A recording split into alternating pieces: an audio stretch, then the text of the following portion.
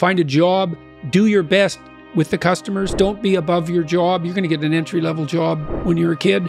Well, what else would you want? You want to be the boss? What do you know? You don't know anything. You could be the boss of your job. Do you have advice for young people? In high school, you've given a lot of people look up to you for advice, for strength to search for themselves, to find themselves.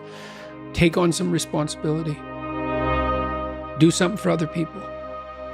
You're doing something for yourself while you're doing that, even if you don't know it, for sure, because you're a community across time. Find something to serve. Somebody to help. Someone to help. To solve. Find a job. Do your best with the customers. Don't be above your job. You're going to get an entry-level job when you're a kid. Well, what else would you want? You want to be the boss? What do you know? You don't know anything. You could be the boss of your job. You know, if you're working in a grocery store or you're working in a convenience store, assuming you're not working for terrified tyrants, you can be nice to the customers. You can develop your social skills. You can learn how to handle a boss-employee relationship. You can be there 15 minutes early and leave 15 minutes late. Like, you can learn in an entry-level job, man. And I'll tell you, if you take an entry-level job and you learn, and it's a reasonably decent place, you will not be in an entry-level job for long, because everyone who's competent is desperate for competent people. And if you go and show yourself as competent, there'll be a trial period, but if you go show yourself as competent, all sorts of doors you didn't even know were there will start opening like mad. So you strive for competence, for craftsmanship. Yeah, for discipline. You know, I mean, I said in one of the chapters in my books is focused on putting your house in order. It's like, well, how do you start? Make your bed. You know, it actually took me quite a long time in my life before I made my bed regularly in the morning. Most of my life was in pretty good order, but that was one thing I didn't have in order. My clothes in my closet as well, all that's in order. Not all of it. I'm cleaning out some drawers right now, but look around and see what bugs you in your room. Just look. It's like, okay, I'm in my room. Do I like this room? No, it bugs me. Okay, why? Well, the paint's peeling there, and it's dusty there, and the carpet's dirty, and that corner's kind of ugly, and the light there isn't very good, and my clothes closet's a mess, so I don't even like to open it. Okay, that's a lot of problems. That sucks. That's a lot of opportunity. Pick something and fix it. Something that bugs you. Yeah, but not too much. So the rule is, pick something you know would pick a problem. Pick a solution to it that you know would help, that you could do, that you would do. So you have to negotiate with yourself. It's like, well, I won't clean up this room. How do you know? I've been in here for 10 years and I've never cleaned it up. It's like, well, obviously that's too big a dragon for you. Would you clean one drawer? Find out. And so imagine now you want to be happy when you open that drawer and you think, well, that's stupid. It's like, is it? Maybe it's your sock drawer, which I cleaned up in my room the other day, by the way. That's like 30 seconds of your life every day. Okay, so that's 3 minutes a week. That's 12 minutes a month. That's 2 hours a year. So maybe your life is made out of, you've got 16 hours a day. Let's figure this out. 12 in an hour, 12 in an hour, 144 in 12 hours. Yeah, let's say 200. 200 5-minute chunks. That's your life. And they repeat. A lot of them repeat. So if you get every one of those right, they're trivial, right? Who cares what my sock drawer looks like? It's like, fair enough, man, but that's your life. The things you repeat every day. The mundane things. Think, I could get all those mundane things right.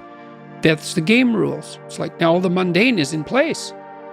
Now you can play, because all the mundane's in place. And this is actually true. So with children, imagine you want your children to play. Well, play is very fragile neurologically. Any competing motivation or emotion will suppress play. So everything has to be in order. Everything has to be a walled garden before the children will play. That's a good way of thinking about it. So you put everything in order and you think, oh my God, now I'm tyrannized by this order. It's like, no, you aren't, not if it's voluntary. And then the order is the precondition for the freedom.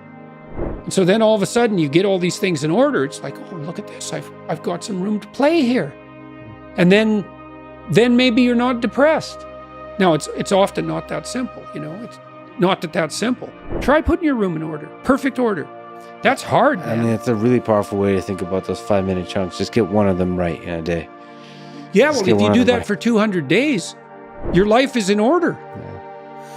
I thought I did that with my clients a lot. So a lot of them would come home from work, the guys, hey, and their wives would meet them at the door, and it'd be a fight right away. And it's a clash there because he comes home and he's tired and hungry. He's worked all day and he's hoping that, he gets welcomed when he comes back to the home. But then the wife is at home and she's been with the kids all day and she's tired and hungry. And she's hoping that when he comes home, he'll show her some appreciation for what's happened today. And then they clash, and then they both have problems to discuss because they've had their troubles during the day. And so then every time they get together, they're not like, it's a bit of a fight for 20 minutes and then the whole evening is screwed. And so then you think, okay, here's the deal. It's knock and the door will open.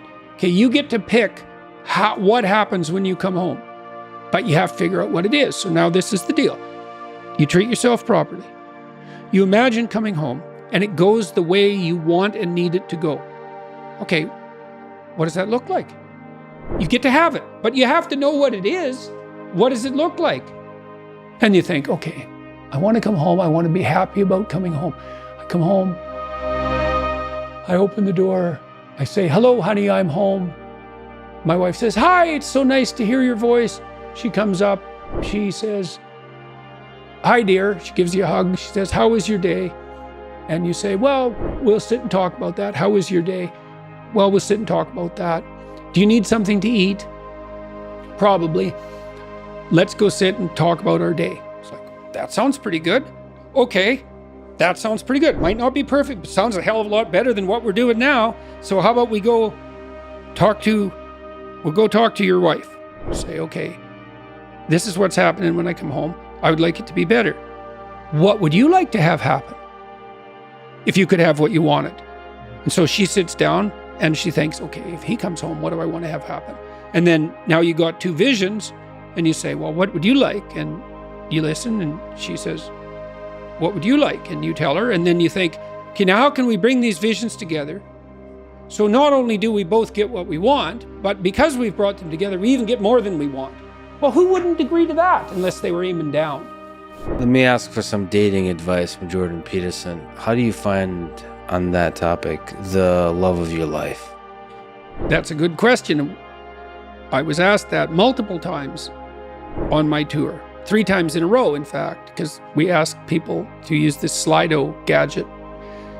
That's a popular question. To vary. It always came up to the top. And I got asked that 3 times in a row, and I didn't have a good answer. And then I thought, oh, I know why. Because that's a stupid question. Here's the right question. How do I make myself into the perfect date? You answer that question, and you will not have any problem answering the previous question. It's like, what do I want in a partner? If I offered everything I could to a partner, who would I be? You work on that. Ask that question. Just ask. Just ask yourself, okay, I have to be the person that women would want. Clean, that's not a bad start. Reasonably good physical shape. So healthy, productive, generous, honest, willing to delay gratification. So you dance with a woman. It's like, what's she doing? What are you two doing? Well, it's a pattern. There's patterns happening around you. That's the music. Patterns of being. That's the music. Now, can you align yourself with the patterns of being gracefully? That's what she's checking out. And then can you do that with her? And then can you do that in a playful and attentive manner and keep your bloody hands to yourself for at least a minute? And so, can you dance in a playful manner? It's like you can go through this in your imagination and you'll know. And then you think, well, how far am I from those things? And the answer is usually, man, it's a pretty horrible abyss separating you from that ideal. But the harder you work on offering other people what they need and want, the more people will line up to play with you. And so it's the wrong question. It's like, how can I be the best partner possible? And then you think, well, if I do that, people will just take advantage of me. And that's the non-naive objection.